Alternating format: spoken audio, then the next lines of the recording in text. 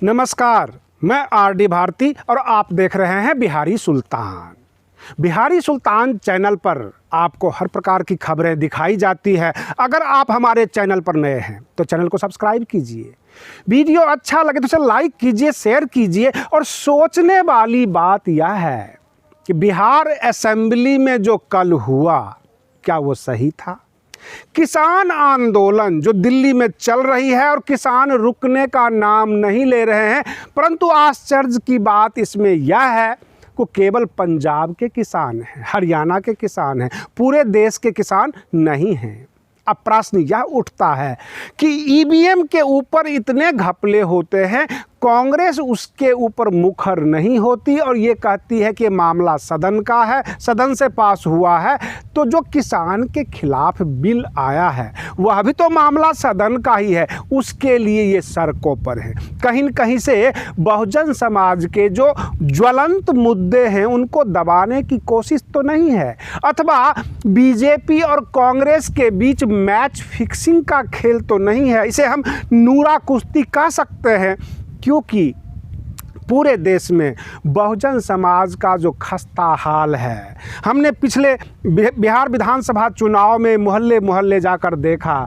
जो आपने सुना होगा कि बिहार के मुख्यमंत्री नीतीश कुमार जी का जो एक योजना था 3 डिसमिल ज़मीन और मकान का, कहीं नहीं मिला। इसका मतलब है कि बहुजन समाज के जो मुद्दे हैं वो केवल संविधान तक सीमित हैं, पेपर पर सीमित हैं, सरजमीन पर नहीं उतारी जाती। शिक्षा का अभाव होता है। कल जब हमने देखा दिल्ली में किसान लगातार बढ़ते जा रहे हैं, जो आपका बुरारी का एरिया है, किसान वहाँ से हटने का नाम नहीं ले रहे थे। और रही बात ये निरंकारियों के लिए जो जगह दी गई है, पुलिस का कहना ये था कि आप वहाँ चले जाएं, लेकिन किसान पीछे नहीं हट रहे हैं। और रही बात ये, ठंड का मौसम है, इसमें अगर वाटर कैनन का इस्तेमाल हो किसानों के ऊपर, हंसी इस बात की आती है कि किसान के पास सिंचाई की समस्या होती है। जब पानी की बौछार देखते हैं, काश ये बौछार उनके खेतों में पड़ जाती तो फसल अच्छी उग जाती, परंतु उनको भगाने के लिए पानी की बौछारें दी जाती है। ठंड का मौसम है, एक तरफ सरकार कहती है कोरोना काल है, कोरोना से बचो, स्वास्थ्य के ऊपर ध्यान रखो, और एक तरफ पानी की बौछार मारती है। हमारे देश के प्रधान बातचीत तो कर ही सकते हैं। आपको बता दूं कि हमारे देश के प्रधानमंत्री आवास 12 एकड़ में है, और 12 एकड़ ज़मीन एक किसान के लिए एक बहुत बड़ा रकबा होता है। वह सालों भर अपने बच्चों को पाल सकता है। चलिए, मैं उन मुद्दे पर नहीं जाता हूं, परंतु किसान का जो मुद्दा है, हम दोनों तरफ से कहेंगे, कांग्रेस का भी और बीजेपी का। बीजेपी सुन नहीं रही है और कांग्रेस के पास एक मुद्दा है जो पंजाब में उनकी सरकार है, किसानों को मोटिवेट करके वो दिल्ली ला रहे हैं। पूरे देश के किसान नहीं आ रहे हैं। और रही बात ये, किसान बिल पास किया गया तो उस पर बैठकर डिस्कशन तो हो सकती है। किसानों के ऊपर लाठी चार्ज, किसानों के ऊपर वाटर कैनन की बौछार, ये सब अमानवीय दिख रहा है और किसान भी रुकने को तैयार नहीं है। इस तरह से ये मामला बड़ा बनता जा रहा है, जबकि आप सभी जानते हैं, इस बात के गवाह हैं कि जितने भी चुनाव होते गए हैं उसमें ईवीएम से हेरा फेरी होती है। ईवीएम अब जो है संदेह के घेरे में आ गई है। उसके ऊपर देश की सबसे बड़ी पार्टी जो कांग्रेस है वह चुप रहती है, वह सड़कों पे नहीं उतरती। जब आप सोशल मीडिया देख लीजिए या मेन मीडिया देख लीजिए, पत्रकारों से कहा जाता है कि आप आवाज़ उठाइए। पत्रकार के आवाज़ उठाने से कुछ बात नहीं बनेगा जब तक कि आम जनता इसके खिलाफ सड़कों पर नहीं उतरेगी।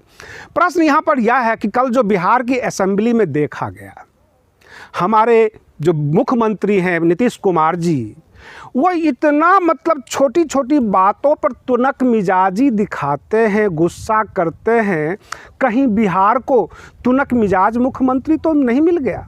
हर बात पर विपक्ष का काम है तंज कसना, कुछ पत्रकार भी तंज कस सकते हैं, लेकिन वो गुस्से में आ जाते हैं। मामला यह था कि तेजस्वी यादव जी ने कहा कि चुनाव के समय हमारे मुख्यमंत्री जी ने व्यक्तिगत हमला किए थे लालू यादव जी के ऊपर और राबड़ी देवी के ऊपर।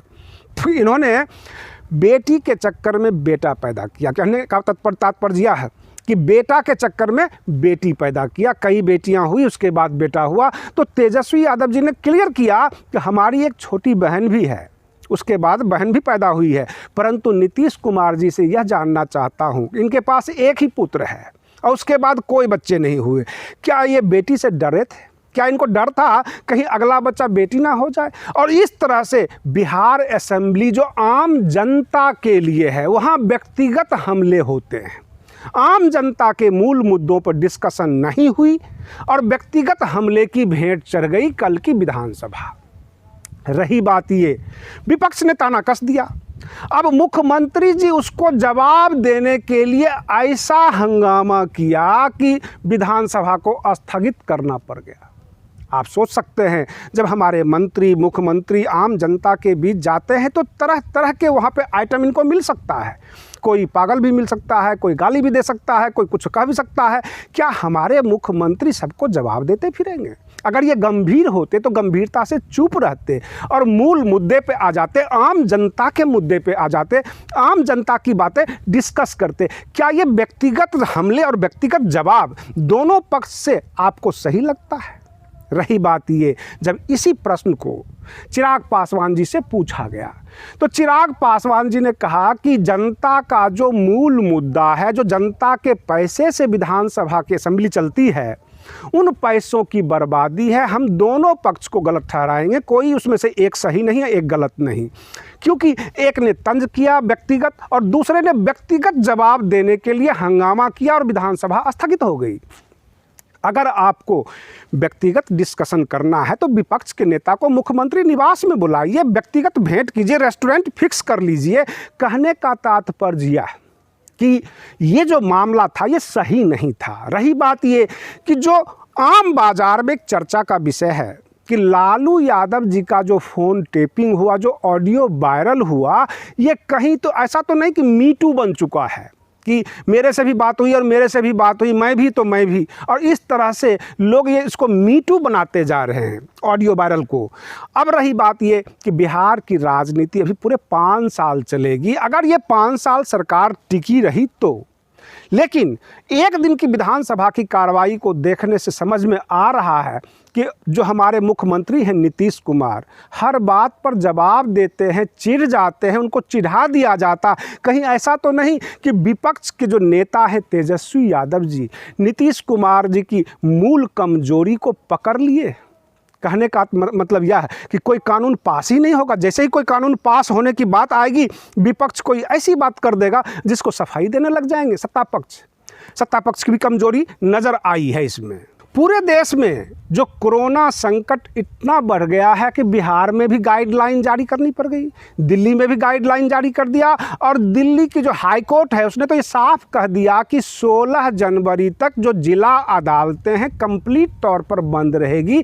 कुछ इमरजेंसी मामले जो है वीडियो कॉन्फ्रेंसिंग के जरिए चलाया जाएगा। अब प्रश्न यह उठता है कि ये बिहार का चुनाव खत्म होते ही बिहार में कोरोना बढ़ जाना, दिल्ली में जब भी कोई विकास के मामले सामने आए, कुछ बात हो तो कोरोना का संकट हो जाना। अब जैसे किसान का ही आंदोलन है तो किसान आंदोलन को भगाने के लिए कोरोना बढ़ाया गया या वाकई में कोरोना बढ़ा है? और ये कोरोना का जो मतलब धंधा, इसको हम कह सकते हैं, कोरोना का जो है एक मतलब बहाना, ये कब तक चलेगा? सरकार इसके ऊपर ठोस कार्रवाई कब तक करेगी? पूरा 2020 इसकी भेंट चढ़ गई। अब ये 1 महीना रह गया दिसंबर का। 2021 में 16 जनवरी तक तो कोर्ट के मामले जो है रोके गए हैं। हम फिर मिलते हैं एक अन्य टॉपिक के साथ। आप इस वीडियो को लाइक, शेयर और सब्सक्राइब करना ना भूलें। तब तक के लिए धन्यवाद।